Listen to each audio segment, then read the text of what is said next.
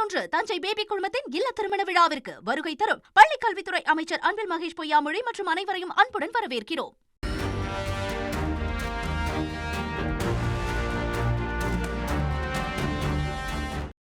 நேபாளத்தில் ஜென்சிக்கள் புரட்சியால் ஆட்சி மாற்றமே ஏற்பட்டுள்ளது.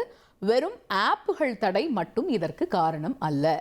நெப்போ கிட்ஸ் எதிர்ப்பும் போராட்டத்துடைய பின்னணியாக இருந்ததும் தெரிய வந்திருக்கிறது. நேபாளத்தில் நடந்தது என்ன என்பதை விவரிக்கிறார் சிறப்பு செய்தியாளர் Kharge. Over to you Kharge. நன்றி காயத்ரி. நேபாளத்தில் ஒரு ஆட்சி மாற்றத்தை ஜென்ரேஷன் Z ஜென் சி இவர்கள் மட்டுமே உருவாக்கி இருக்கிறார்கள். ஒரு போராட்டம் அப்படின்னா ஒரு தலைவர் இருப்பார். நம்ம பார்த்துருக்கோம், பெரிய போராட்டங்களுக்கெல்லாம் ஒரு 40-50 வயதுக்கு மேற்பட்ட ஒருத்தர் வந்து வழிநடத்தி கொண்டிருப்பார். ஆனால் இந்த போராட்டத்தில் ஒரு 33 வயது நபர் தான் வழிநடத்தி கொண்டிருக்கிறார். இந்த போராட்டத்தில் ஈடுபட்டிருக்கவங்க எல்லாமே 35 வயதுக்கு உட்பட்டவர்களாக இருக்காங்க. ஜென் ஜி இவங்க இந்த போராட்டத்தை நடத்தி அங்கே இன்னைக்கு அரசே இல்லை, இராணுவம் கட்டுப்பாட்டை எடுத்திருக்கிறது. யார் அரசமைக்கணும் அப்படின்றத அவங்க சொல்கிறாங்க. வெளிப்படையாக பார்த்தோன்னா ஆப்கள்லாம் தடை பண்ணிட்டாங்க. அதனால் அவங்களால நெட்டுகளை யூஸ் பண்ண முடியலை. அதனால இவங்க வந்து வேறு வேலை வெட்டி இல்லாமல் போராட்டத்துக்கு வந்துட்டாங்க. இன்டர்நெட் இல்லாமல் அவங்களால வாழ முடியலை அப்படின்னு தான் முதல் 2 நாட்கள் வந்த செய்திகள் இருந்தது. ஆனால் ஏன் இந்த ஆப்கள் தடை செய்யப்பட்டது அப்படின்றதெல்லாம் ஒரு தனி கதையாக பார்த்தோம். நீதிமன்றம் சொன்னது அரசாங்கத்துடைய முடிவுன்னு. ஆனால் அதுக்கு பின்னாடி இன்னொரு கதையும் இருக்கிறது அப்படின்ற தகவல்களும் வந்து கொண்டிருக்கிறது. நெப்போ கிட்ஸை எதிர்ப்பது, நெப்போட்டிசம். ஒரு நபர் பிரபலமாக ஒரு தொழிலில் இருக்கிறார், ஒரு பிஸ்னஸில் இருக்கார் அப்படின்னா அதன் காரணமாக தன்னுடைய சந்ததியினரை மட்டும் வளர்த்து மற்றவர்களுக்கு கிடைக்க வேண்டிய வாய்ப்புகளை தடுப்பதை நெப்போட்டிசம் அப்படின்றோம். இந்த நெப்போட்டிசம் வந்து சினிமா துறையில் பிரபலமாக கேள்விப்பட்டிருக்கோம். அதன் ஒரு தொடர்ச்சியாக அரசியல்வாதிகள் தங்களுடைய குழந்தைகளை எந்த விதமான பெரிய அளவிலான பாதிப்பும் இல்லாமல் தங்களுடைய குழந்தைகளை மட்டும் பெரிய அளவில் அவங்கள வளர்த்துட்டு இருக்காங்க. குறிப்பாக அவங்களுக்கு ஒரு வேலை வாய்ப்போ அவங்களுடைய பண தேவைகளையோ அரசியல்வாதிகள் தங்களுடைய பிள்ளைகளுக்கு கொடுத்து வளர்த்துட்டு இருக்காங்க அப்படின்ற கோபம் நேபாளத்தில் இருக்கக்கூடிய இளைஞர்களுக்கு ஏற்பட்டது. இதனுடைய பின்னணி என்னன்றதை பார்த்துடலாம். இந்த போராட்ட காட்சிகளை பாருங்கள். இந்த போராட்டத்துடைய மையமே இவர்கள் ஏந்தி இருக்கக்கூடிய இந்த பேனர் தான். ஜென் சீக்கள் நெப்போ பேபிஸ் இருவருக்கும் இடையிலான போராக இது மாறி இருக்கிறது. இந்த போர் என்ன சொல்லுது அப்படின்னா, நேபாளத்தில் 1 கோடி இளைஞர்கள் இருக்காங்க. நேபாளத்தை பொறுத்த வரைக்கும் பெரும்பாலும் அங்கே இருக்கக்கூடிய தொழிலாளர்கள் அப்படின்றது உடல் உழைப்பு சார்ந்த தொழிலாளர்கள். பெருமளவிலான ஐடி இண்டஸ்ட்ரியோ போன்றவையோ இல்லாத ஒரு நாடாக, சின்ன தேசமாக அது இருக்கிறது. இந்தியாவை நாடிக்கொண்டிருக்கிறது, சீனாவை நாடிக்கொண்டிருக்கிறது. பெரிய அளவிலான கனிம வளங்களும் இல்லாத ஒரு நாடாக இருக்குது. அப்படி இருக்கப்போ அங்கே இருக்கக்கூடிய இளைஞர்கள் வெளிநாடுக்கு போகிறது தான் பெரிய கனவாக இருக்குது. அங்கே போய் என்ன பண்ணுறாங்க அப்படின்னா உடல் உழைப்பு சார்ந்த வேலைகளில் ஈடுபடுறாங்க. இங்கே இருக்கக்கூடிய இளைஞர்கள்லாம் 17 மணி நேரம் வேலை பார்க்குறோம் அப்படின்றாங்க. நாங்கள் 17 மணி நேரம் வேலை பார்க்குறோம். ஆனால் இங்கே இருக்கக்கூடிய அரசியல்வாதிகள், குறிப்பாக அங்கே மன்னராட்சி நடந்தது, அதெல்லாம் இதே போல் அகற்றப்பட்டது. அப்போ இருந்து அந்த கோபம் அப்படின்றது நேபாளம் வளரலை, நேபாளத்தில் வேலை வாய்ப்பு இல்லை அப்படின்றது கனல் போல் உள்ளுக்குள்ளே அவங்களுக்கு இருந்தது. அது ஒரு கட்டத்தில் வெடிக்கிறது. முதல்ல டிக்டாக்ல, ட்விட்டரில், இன்ஸ்டாவில் அவங்க என்ன பண்ணுறாங்கன்னா அரசியல்வாதிகளுடைய பிள்ளைகள், செல்வந்தர்களுடைய பிள்ளைகள் எப்படி வெளிநாட்டில் இருக்காங்க அப்படின்றதெல்லாம் பார்க்குறாங்க. அதை வீடியோக்களாக போடுறாங்க.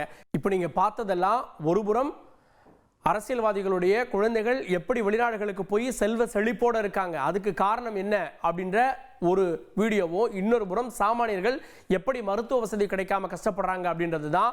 ஒரு அரசில் ஏழை பணக்காரன் இடையிலான மோதல் இல்லை. அரசியல்வாதிகளுடைய பிள்ளைகள் நல்லா இருக்காங்க, சாமானியர்கள் நாங்கள் இளைஞர்கள் இப்போ வேலை வாய்ப்பு இல்லாமல் இருக்கோம் அப்படின்ற அந்த கோபத்தினுடைய வெளிப்பாடு தான்.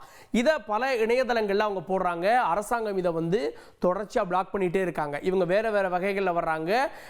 எக்ஸ் தளத்தில் போடுறாங்க, அப்புறம் வந்து இன்ஸ்டாவில் போடுறாங்க, அங்கே டிக்டாக் இருக்குது, டிக்டாக்லையும் போடுறாங்க. எப்படியெல்லாம் இந்த ஆதாரங்கள், அதாவது இவருடைய பையன் இவ்வளோ மதிப்புள்ள ஒரு கிறிஸ்மஸ் ட்ரீயை வாங்கி பரிசாக கொடுத்துருக்கான், இவருடைய பொண்ணு இவ்வளோ மதிப்புடைய ஒரு காரை வாங்கியிருக்காங்க, இவர்களுடைய திருமணம் எப்படி நடந்துச்சு தெரியுமான்றது நேபாளத்தில் இளைஞர்கள் மத்தியில் இந்த வீடியோக்கள் சர்க்குலேட் ஆகிட்டே இருந்துச்சு. இதற்கும் சேர்த்து முற்றுப்புள்ளி வைக்கிறதுக்கு தான் ஏற்கனவே உச்சநீதிமன்றம் இதற்கெல்லாம் தடை கொண்டு வரணும்னு சொல்லியிருந்தாங்க. இதை கண்காணிக்கணும்னு சொல்லியிருந்தாங்க. அங்கே இருக்கக்கூடிய அரசியல்வாதிகள், மத்திய அமைச்சர்கள்லாம் ஒன்று சேர்ந்து இதை தடுப்பதற்கு ஒரு மசோதாவை கொண்டு வந்து இந்த ஆப்புகள்லாம் நாங்கள் சொல்லுவதை, அதாவது எங்களோட ஒப்பந்தம் போட்டுக்கொள்ள வேண்டும் அரசாங்கத்தோடு, கண்காணிக்க நாங்கள் அதிகாரிகள் நியமிப்போம் அப்படின்றது. அதன் மூலமாக இந்த மாதிரியான நெப்போ கிட்ஸ் பற்றின செய்திகளை வரவிடாமல் தடுக்கலாம் அப்படின்னு அரசியல்வாதிகள் நினைத்திருக்கிறார்கள். அதுக்காக தான் இந்த தடை விதிக்கப்பட்டது. ஒன்று, நாங்கள் ஊழலை எதிர்க்கிறோம், இன்னொன்று இதன் மூலமாக செல்வந்தர்களாக மாறி இருக்கக்கூடிய அரசியல்வாதிகளை எதிர்க்கிறோம் அப்படின்னு தான் முன்னாள் அரசியல்வாதிகள், முன்னாள் பிரதமருடைய வீட்டை தாக்கி அவருடைய மனைவியவே நேற்றைய கலவரத்தில் கொண்டிருக்கிறார்கள். அந்த கோபம் அங்கே திரும்பி இருக்கிறது. இதனுடைய ஒரு வெளிப்பாடு தான் அவர்களுக்கு எதிராக போராட்டத்தை நடத்தி இப்போது அரசையே மாற்றி இருக்கிறார்கள். நம்ம நார்மலாக பார்க்கக்கூடியது, இளைஞர்களுக்கு அங்கே வேலை வாய்ப்பு இருந்தது அப்படின்னா தகுதிக்கேற்ப சாதாரண உடல் உழைப்பு சார்ந்த வேலை இருந்ததுன்னா அவங்க அந்த வேலையை பார்ப்பாங்க. ஐடி போன்ற இண்டஸ்ட்ரி இருந்ததுன்னா அவங்க அந்த வேலையை பார்ப்பாங்க. எல்லா நிலைகளிலையும் இளைஞர்களுக்கான வேலை வாய்ப்பு இருந்ததுன்னா அங்கே இது போன்ற பிரச்சனைகள் இருக்காது. அங்கே வேலை வாய்ப்பு இன்மை இருப்பதால தான் அவர்களுடைய அரசியல்வாதிகளுடைய பிள்ளைகள் மட்டும் இந்த நெப்போ கிட்ஸ்களாக வளர்கிறார்கள் அப்படின்னு ஒரு எதிர்ப்பு மனநிலை உருவாகி இன்னைக்கு ஆட்சியை அகற்றுவதற்கு அதுவும் ஒரு காரணமாக மாறி இருக்கிறது. அங்கே இப்போ நேபாளத்தில் இன்டர்நெட் தடை, ஆப்கள் தடையெல்லாம் உடனடியாக நீக்கப்பட்டு ஒவ்வொன்றா நடைமுறைக்கு வந்து விட்டது. மீண்டும் இந்த வீடியோக்கள் பரவ தொடங்கிவிட்டது. இந்தியாவுக்கு இந்த வீடியோக்கள் பற்றின கவனமும் வந்திருக்கிறது. ஒரு ஆட்சி மாற்றத்தை இந்த ஏற்றத்தாழ்வு அதனால் ஏற்பட்ட புரட்சியை கொண்டு வந்திருக்கு அப்படின்றது தான் நேபாளம் நமக்கு சொல்லக்கூடிய செய்தியாக இருக்கிறது.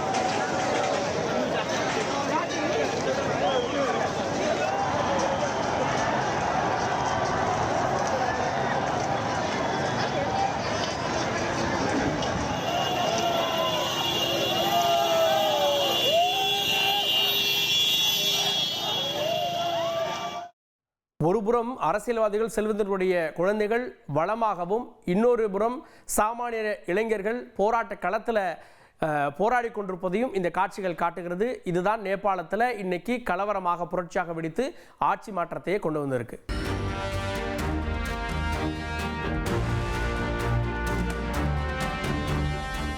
செப்டம்பர் 11 தஞ்சை பேபி குழுமத்தின் இல்ல திருமண விழாவிற்கு வருகை தரும் பள்ளிக் கல்வித்துறை அமைச்சர் அன்பில் மகேஷ் பொய்யாமொழி மற்றும் அனைவரையும் அன்புடன் வரவேற்கிறோம். தவிர்க்க முடியாத தம்ப்நெயில்ஸ், கலக்கலான கண்டென்ட்ஸ், சினிமாவும் சீரியஸ் பிரச்சனைகளும், பல வருடங்கள் இடைவெளி கலகலப்பும் கைகலப்பும், ஏற்ற தெரிக்குதுனாலே டன்னு தான். பிரேக்கே இல்லாமல் பிரேக்கிங் நியூஸ் சொல்லும் தந்தி டிவி ஆப். இன்ஸ்டா தலைமுறை வரை இறங்கி அடிக்கும் தந்தி டிவியின் டிஜிட்டல் எக்ஸ்க்ளூசிவ். அது தண்ணிக்குள்ள போகும்போது ஹேங் ஆயிடுச்சு. உங்களுக்கு விஜய் சார் எந்த அளவுக்கு ரொம்ப பிடிக்கும்? Of course, Malayalis are huge Vijay sir fans. ரெண்டு பேருமே ரொம்ப பிடிக்கும் எனக்கு. தந்தி டிவி ஆப்பை இலவசமா டவுன்லோட் செய்யுங்க.